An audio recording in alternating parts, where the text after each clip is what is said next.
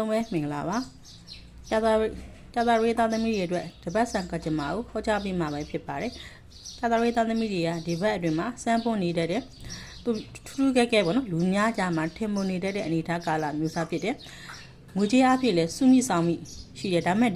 ဒီကာလမှာနော်ကြာသပတေးသားသမီးတွေကအခြားကာလရဲ့ဒီတစ်ပတ်မှာပို့ပြီးတော့ချူးတန်ရွှေတာတဲ့ပုံစံမျိုးပို့တွေ့ရတယ်နည်းနည်းလေးပို့ပြီးကက်စီနေတဲ့အနေထားမျိုးဒီတစ်ပတ်အတွင်းမှာပို့တွေ့ရတယ်ငွေကြေးအဖြစ်အတော့အတန်စုစမ်းမိတဲ့ကာလလို့ပြောနိုင်တယ်နော်ဒီတစ်ပတ်အတွင်းကြာသပတေးသားသမီးတွေကငွေကြေးကန်ကောင်းတယ်လှုပ်ရှားရှိအောင်ပြည့်ပြည့်စုံစုံလုပ်ပါဘာသာရေးကိုဒီတစ်ပတ်ပို့လို့ဒီနော်ပို့လို့တင်တယ်ဗောအရင်အားစားတဲ့အရင်ကာလရဲ့ဒီတစ်ပတ်ကဘာသာရေးတရားပို့လို့တင်တယ်ဘလူးဘာသာရေးမျိုးပို့လို့တင်တယ်ဆိုဥပမာဒိဋ္ဌံဝင်တာပေါ့ကိုနှင်းဝင်ဒိဋ္ဌံဝင်တာဒါမှမဟုတ်လေဂုံလုံးကူပါကိုဗရိစိတ်တာမျိုးပို့ပြုလုပ်မယ်ဆိုရင်တော့တိတိတတ်ကန်နေကောင်းမှုစီမှာပဲဖြစ်ပါတယ်ကြာသပတေးသားသမီးတွေအတွက်အခြေရေးမှာလည်းဒီတစ်ပတ်ဒီမှာစမ်းပွန်တက်တဲ့ရွေးရောက်ခက်လောက်အခြေရေးမှာနော်စမ်းပွန်တက်တဲ့ကာလအမျိုးစားတွေဂျုံတွေ့ရတတ်တဲ့မိသားစုနဲ့ပတ်သက်ပြီးတော့လေ